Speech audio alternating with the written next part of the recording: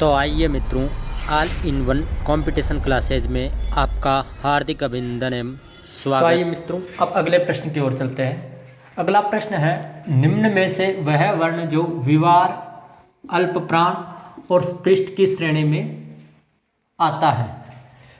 निम्न में से वह वर्ण जो विवार, अल्पप्राण और स्पृष्ट की श्रेणी में आता है, मतलब हमें ऐसा वर्ण ढूंढना है जो इन तीनों की श्रेणी में आता हो। तो देखो ऑप्शन में है च, ख, ड और ब। हम सर्वप्रथम विवार देखते हैं। विवार क्या है?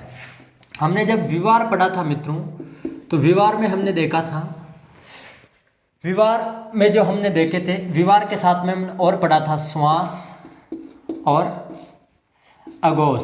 ये वर्ण तीनों ऑप्शन हमने एक साथ पढ़े थे विवार के साथ। तो विवार में कौन कौन से आते हैं हमने पढ़ा था। वर्ग का पहला दूसरा वर्ण, ठीक है, प्लस पढ़ा था हमने श, स और स। ये हमने पढ़े थे विवार, श्वास और अल्पप्राण में। तो देखो यहाँ वर्ग का पहला वर्ग च है, इसके अलावा तो श तो है नहीं, और दूसरा ख है, यानी कि पहला और दूसरा। इसके हिसाब से ये दोनों इसके उत्तर होते हैं। पर हम इसके बाद देखते हैं अल्पप्राण। अल्पप्राण में जो हमने देखा था मित्रों, अल्पप्राण, अल्पप्राण में कौन आता है? वर्ग का पहला, तीसरा, पांचवा वर्ण ये आते हैं, प्लस सभी स्वर आते हैं, प्लस सभी स्वर आते हैं, सभी स्वर आते हैं और अंतस्थ व्यंजन आते हैं। ये आते हैं अल्पप्राण में,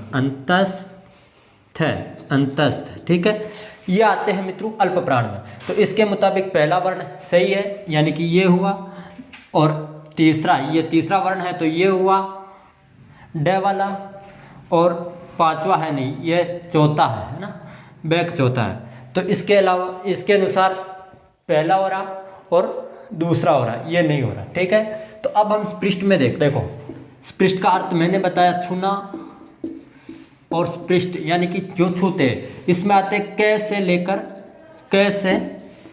कैसे मैं तक के सभी वर्ण, कैसे मैं तक के सभी वर्ण। इसके अनुसार सभी कैसे मैं तक के सभी वर्ण, यानी कि च भी होगा, ख भी होगा, ड भी होगा और ब भी होगा, ठीक है, ब भी होगा। तो अब ऐसा वर्ण कौन सा है जो तीनों में आ रहा, विवार में भी आ रहा, अल्पप्राण में भी आ रहा और स्पृष्ट में भी आ रहा? तो ऐसा वर्ण हमारे सामने निकल कर आया च, ठीक है, समझ में आ गया होगा। प्रश्न नंबर 14, वह वर्ण जो ईसत स्पृष्ट, ईसत स्पृष्ट की श्रेणी में आता है। ईसत का अर्थ मैंने मित्रों बताया कम, और स्पृष्ट का अर्थ बताया मित्रों छूना, यानी कि ऐसे वर्ण जो कम छूते हैं, कम छूना। तो ऐसे वर्ण कौन से थे? अंतस्थ वर्ण, क्योंकि ये कम छूते हैं तो घर्षण भी कम होगा।